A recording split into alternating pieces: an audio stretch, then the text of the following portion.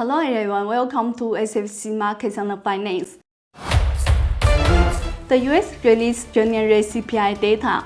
Meanwhile, even though President Trump put pressure on the Fed, policymakers still signaled they will stay on talking rates. How will the Fed's rate path affect US and other countries as major central banks begin to diverge on monetary policy? How will global economy perform this year? S&P Global Ratings Global Chief Economist Paul Gruenwald is joining us. Hello, Paul. Nice to meet you. Right. This week, we got the latest CPI data. It rose 0.5% in January, putting the annual inflation rate at 3%. Does this meet your expectation? We know the inflation's been coming down from the peak a few years ago. So it reached, 8, 9, 10% here in the US, depending on your measure. The Fed's been trying to bring it down. The economy's still running a bit hot in the US. So there's a lot of talk about what we call the last mile. Getting it from 3 down to 2 is going to be difficult. And I think today's data print is just another example of the data going sideways for a while. The Fed has been pretty clear that they're watching the data. They're not going to automatically continue to cut rates. And we only have one more Fed cut this year. So we think this data today strengthens the case to move cautiously with further rate cuts. Again, the U.S. economy needs to slow down a bit to a more sustainable path. So just another piece of evidence that the rest of the decline in the Fed funds rate is going to be relatively slow. You think there's only one more rate cut this year. When will it happen? Right, that's going to depend. We've got it in the next few months, not in the next meeting, but certainly in the first half of the year. We did previously have 3 cuts in 2025, but we think the combination of still strong growth and some uncertainty around the tariffs is going to give the Fed some pause. But again, we think there's one more cut probably in the first half of the year. But again, today's data release suggests the Fed is going to move cautiously. How many basis points will the Fed cut? Yeah, we think it's going to be 25. They did do 50 last September, but we have always expected the Fed to move more slowly going down. So we know rates went up quickly a few years ago when inflation shot up to a very high level. But again, the economy is pretty strong. The labor market looks good. Unemployment is only 4%. So the Fed can move gradually. So unless we get a big downward surprise in the data, and that's not what we're seeing, we think the rate cuts are going to be 25 basis points. I think it might be a bad news for the rest of the world. How will the Fed's rate path impact other regions? Depends on the country. A lot of countries are tied closely to the U.S. They may have strong trade ties. They may have U.S. dollar denominated debt. So, and they may be sensitive to capital inflows. So those countries probably don't want to get too far away from the pace of the Fed. Some of the larger economies, Eurozone, for example, China's obviously another one. They can have their own monetary policy that's largely independent from the Fed. So it really matters what type of country we're talking about. But there's definitely a group of countries whose central banks are at least partially constrained by the fact that the Fed's moving more slowly now. So they'll be very cautious about cutting rates too aggressively in order to protect their balance of payments. Let's dive into details. First of all, Eurozone. What's the rate path of the ECB? Yeah, we've got 3 more from the ECB. The European economy actually slowed down quite a bit last year. Inflation dipped below 2. It's back around 2 right now, but they're in recovery mode. They've already had their slowdown in response to high rates, unlike the US.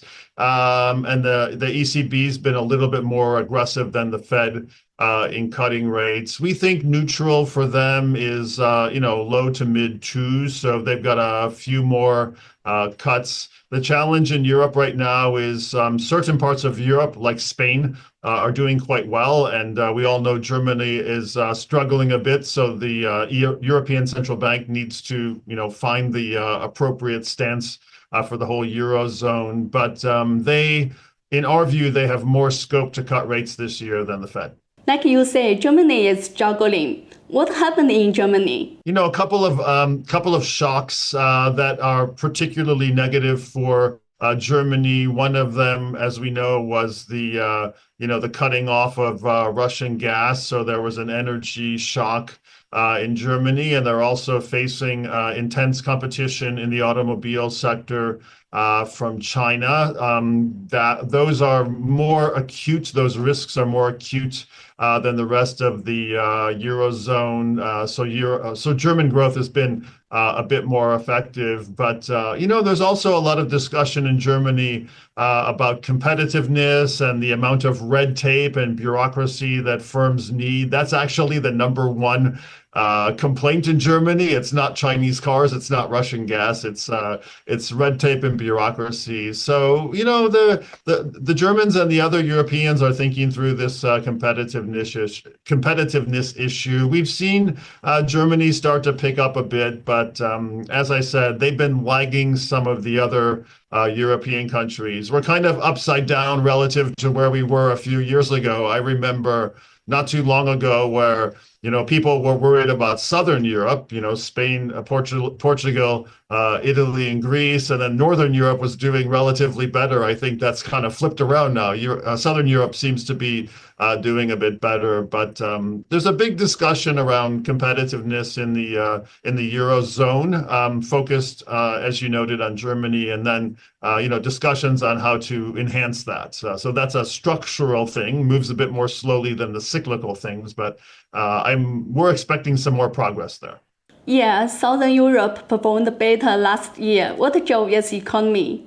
They don't have the risks we just mentioned for Germany, but tourism has been strong. Manufacturing has been strong.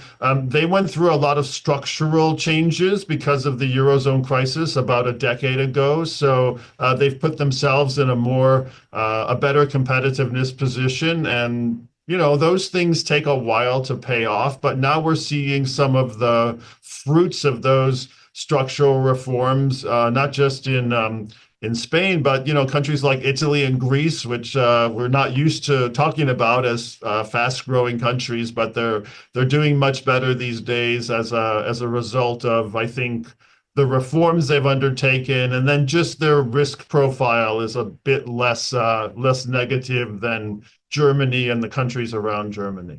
I think Asia is more complicated.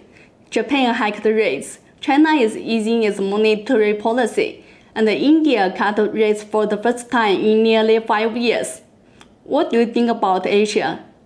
Yeah, well, Asia, it's hard to generalize about Asia. So let me take those two separately. Let's start with Japan. I spent a lot of time in Asia. For many years, we've been waiting for this, this nominal rebound in Japan. Japan has always had pretty good a real economy. So, like per capita GDP growth has been, reasonably strong, but they've struggled on the nominal side. They've struggled to get wage growth. They struggled to get a little bit of inflation in the system. That now finally seems to be happening. So the Bank of Japan has started to gradually raise rates. We've had 2 rate hikes this cycle. They're on a completely different cyclical position than, say, than the US or the Eurozone. But we see a couple of more rate hikes. We think the BOJ will probably stop at 1% for the policy rate. But it's a good thing for Japan to get a little bit of nominal growth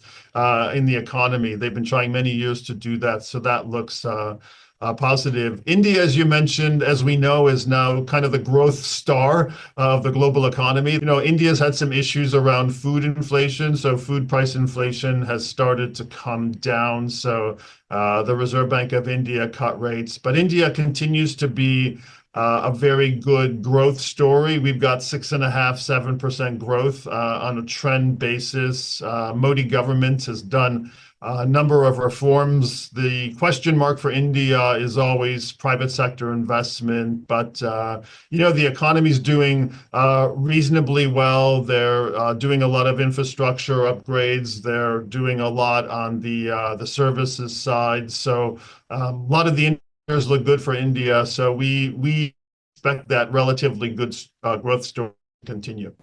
Why did India start to cut rates since its economy performed relatively well? Yeah, well, inflation's been coming down, and rates are still relatively high. They're higher than the neutral rate. India has a very wide band for their inflation target. It goes from 2 all the way to 6, and it includes some of the volatile items like food and fuel prices. So with the run-up in food prices, the RBI was a little bit cautious in cutting rates, but now that food prices have come down, rates are going to come down a little bit with that. It's not going to be a very aggressive cutting cycle, but we think the RBI probably has a few more cuts. And again, the idea or the challenge for the RBI and the Indian government is to continue the growth momentum. And if they can put together many years of 6 and 6.5 growth, that's going to obviously give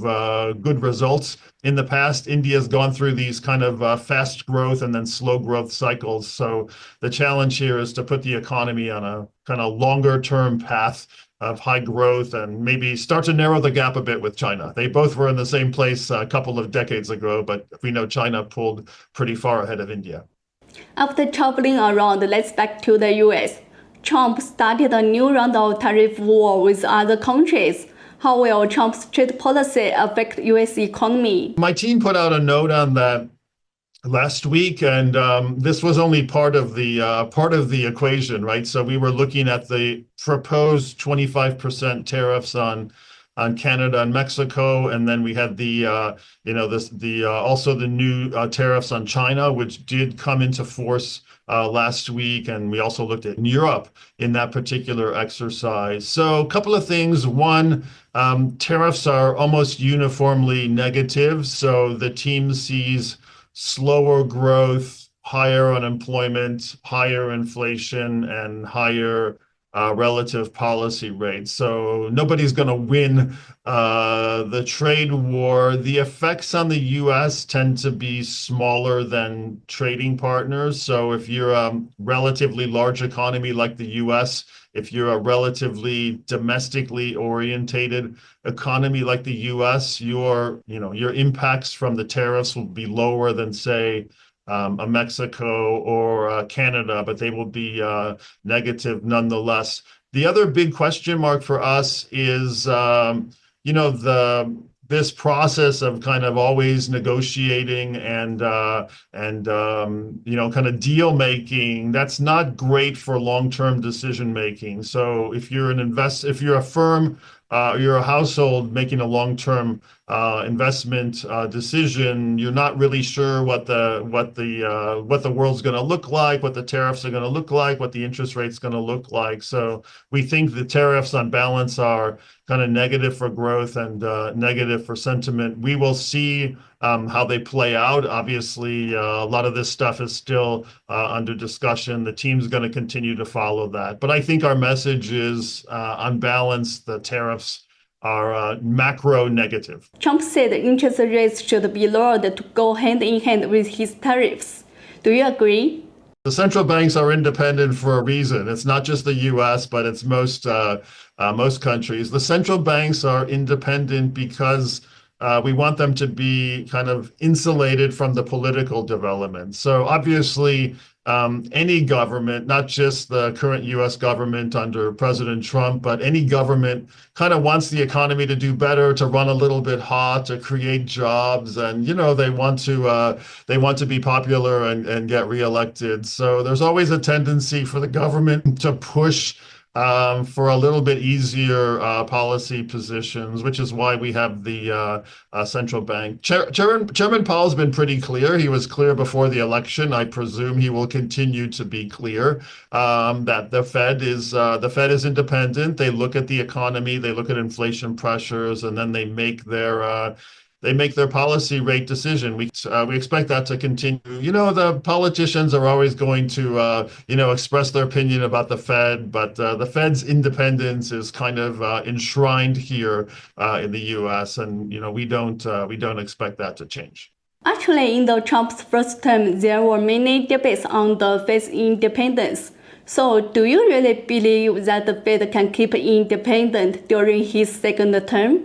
Yeah, I think so. I mean, the model's understood. I think the model has delivered good results. I think the markets and I think the public at large understand the need for an independent central bank. And again, most governments want the economy to do well when they're in power, and part of that is easy monetary policy. But again, the Chairman Powell's been pretty clear about this. There's a lot of support in the markets for this, so we do not expect that to change. So, what's your prediction of the U.S. economy this year? What's the growth rate?